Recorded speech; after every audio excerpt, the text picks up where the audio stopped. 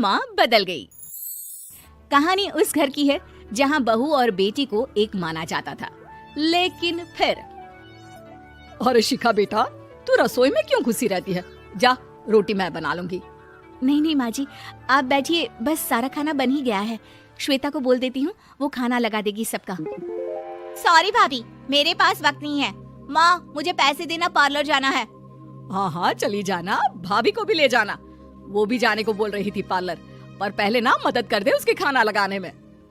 देख माँ, वो बहू है, उसे बहू रहने देना, इतना सर पर मत चढ़ा भाभी को। श्वेता, ज्यादा मत बोला कर। बहू और बेटी में कोई फर्क नहीं होता है। जा जाकर काम कर। ननद को माँ का भाभी से इस तरह प्यार करना बिल्कुल अच्छा नहीं लगता। वो बार बार किसी न किसी तरह माँ को भाभी के खिलाफ भड़काती रहती, लेकिन कोई फायदा ना होता। एक रोज, अरे बेटे किशन, जा बहू को कहीं घुमा कर ला, सारा दिन घर में काम करती रहती है। हाँ हाँ माँ, हम लोग जा रहे हैं ना गोवा। अच्छा जी, भाभी ने तो हमें बताया भी नहीं। वैसे तो सारी पंचायत करती है, ये गोवा वाली बात क्यों छुपा गई हमसे? अरे क्योंकि उसे खुद नहीं पता था बहन। मुझे टिकट सस्ती मिल रही थी तो मैंने बुक कर दिया। हाँ शिखा, पैकिंग कर ले, संडे हम जा रहे हैं गोवा। दोपहर में शिखा पैकिंग कर रही थी कि सास आ जाती है। ये क्या बहू, साड़ियाँ? अरे गोवा जा रही है घूमने या फिर शादी में मायके हैं? माँ जी, ऐसा कुछ है ही नहीं, समझ में नहीं आ रहा क्या रखूं कपड़े में। अरे तेरी और श्वेता की साइज तो एक ही है, उसके कुछ मॉडर्न कपड़े। शिखा श्वेता के पास जाती है और उससे कपड़े मांगती है। ना जी ना, मैं अपने कपड़े ना दूं, वैसे भी फैल जाएंगे मेरे कपड़े, बहुत महंगे वाले हैं। शिखा मुंह लटकाकर कमरे में आ जाती है तो सास कहती है, चल तैयार हो जा, तुझे मैं शॉपिंग करा कर लाती हूँ गोवा की। बस फिर क्या था, सास बहू निकल जाते हैं मार्केट और एक से बढ़कर एक ड्रेस खरीद कर घर आते हैं। पहले बता देती कि नए कपड़े दिलाने वाली है भाभी को, तो मैं अपने ही दे देती ना भाभी को, मुझे दिला देती नए कपड़े। देख श्वेता, परिवार का मतलब सबके साथ रहना होता है, ना कि सिर्फ अपना सोचना। वैसे भी तुझे अच्छे संस्कार सीखने चाहिए। और रही बात कपड़ों की, तो शिखा, आज से घर पर भी तू मॉडर्न कपड़े ही पहनेगी। कोई जरूरत नहीं है ये साड़ी वाड़ी लपेटने की। अब क्या था, घर पर श्वेता और शिखा एक जैसे रहते। एक बार पड़ोसन आती है। अरे बेटा, अपनी माँ को तो बुलाना, जरा बात करनी है। शिखा सास को बताती है और रसोई में चली जाती है। ये आपकी बेटी बहुत बड़ी हो गई है, इसके लिए एक रिश्ता है, कहो तो बता दूं। ये बेटी नहीं बहू है, घर में सब एक जैसा ही रहता है। वैसे मेरी बेटी भी बड़ी हो गई है, कोई रिश्ता हो तो जरूर बताना। पड़ोसन रिश्ता लेकर उन लोगों के घर आती है।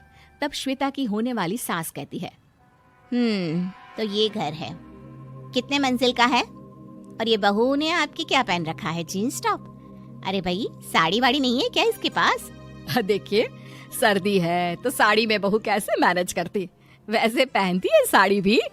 देखिए, हम लोग ठहरे पैसे वाले लोग, कोई कमी नहीं है हम लोगों के पास पैसों की, बहुत पैसे हैं, जमीन, नौकर चाकर, कार, सब कुछ है, लेकिन घर में संस्कारी बहू चाहिए, समझ रही हैं ना आप?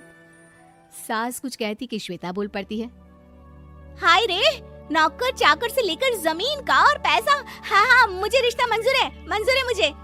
अरे रुक जा श्वेता, मैं बात कर रही हूँ ना। देखिए, हम लोगों के घर इतनी आजादी नहीं मिलेगी। अरे हाँ कर देना माँ, हाँ कर दे जल्दी से। सास क्या करती, बेटी की शादी ऐसे घर में कर देती है जहाँ ना उनके विचार मिलते हैं और ना ही आचार। शादी के बाद एक रोज फोन पर, श्वेता बेटा, एक बार घर आ जा, बहुत दिल करता है तुझे देखने का। माँ, वो घर पर बहुत काम होता है, कैसे आऊँ? बड़ा घर है, लेकिन आने जाने वालों की लाइन ही लगी रहती है। बेटा, मैं तो जानती थी उस घर का हाल, लेकिन तू ही नहीं मान रही थी। माँ देख, हर घर का यही हाल है। तेरी बेटी को यहाँ घूंघट हटाने की परमिशन नहीं है और एक तरफ भाभी स्कर्ट पहनकर घूम रही है। बेटा, मुझे क्या पता था कि मेरी बेटी को ससुराल के नाम पर पिंजरा मिल जाएगा। अच्छा माँ, फोन रखती हूँ, सास को गर्मा गर्म रोटी खिलानी है। तुम लोगों की तरह नहीं कि एक रोटी बनाओ, एक सब्जी बनाओ, फिर सारा दिन में पड़ जाती है कि एक तरफ बेटी जिसे कोई आजादी नहीं, वहीं दूसरी तरफ बहू जिसे देखकर लगता ही नहीं कि उसकी शादी भी हुई है। अगले रोज, शिखा, अरे ओ शिखा। हाँ माँ, क्या हुआ? कुछ चाहिए आपको? मैं जिम जा रही थी। जिम के कपड़ों में बहू को देखकर सास को घूंघट में अपनी बेटी का ख्याल आता है। देख बहू, घर में बहू की तरह रहा कर। इतने टाइट कपड़े पहनकर जिम जाना पसंद नहीं मुझे। जा जाकर रोटी बना। रोटी? माँ, अभी तो शाम के 6 बजे हैं, इस वक्त रोटी? अब क्या मेरे खाने पीने पर भी पहरा है? अरे जब मर्जी तब मैं अपने घर में खा भी नहीं सकती क्या? बहू को अजीब लगता है। वो समझ नहीं पाती कि जो सास कल तक इतनी सपोर्टिव थी, उन्हें अचानक से क्या हो गया। वो किचन में जाती है, गरम रोटी के साथ 2 तरह की सब्जी, रायता, सलाद सब लेकर सास के पास आती है। माँ जी, खाना। इतना सारा खाना? राक्षस समझा है क्या मुझे? रोटी मांगी थी मैंने गर्मा गर्म बस। पर माँ जी, रोटी खाती किससे आप? सब्जी तो बनानी थी ना। अरे भूख मर गई मेरी तेरी बहस से। जा जाकर काम कर, अंदर पूरी रसोई साफ कर। बहू अंदर चली जाती है। थोड़ी देर में श्वेता घर आती है। अरे शिखा, जल्दी से चाय ला, पकवान बना, मेरी बेटी आई है। अरे नहीं नहीं माँ, ड्राइवर बाहर खड़ा है। मैं तो घर का कोई सामान खरीदने के बहाने यहाँ आ गई हूँ, मुझे जाना होगा। अरे बेटा, पर कितने दिनों बाद देख रही हूँ तुझे, रहने आ जाना 2-4 दिन के लिए। आ जाऊंगी माँ, जब मेरी सास मरेगी तब। मैं तो रोज मन्नत मानती हूँ कि मेरी सास मर जाए तो अच्छा है। अच्छा चल, जा रही हूँ माँ। हे भगवान, कैसे कैसे दिन देखने पड़ रहे हैं मेरी बेटी को। सास होता है। क्या बात है, आज जिम नहीं आई? अरे पता नहीं यार, आज माँ को क्या हो गया अचानक। पर खैर कोई नहीं, लगता नहीं कि मैं अब जिम आ पाऊंगी। शिखा स्पीकर पर बात कर रही थी जिसे सास सुन रही थी। यार ये सास ना होती ही ऐसी है।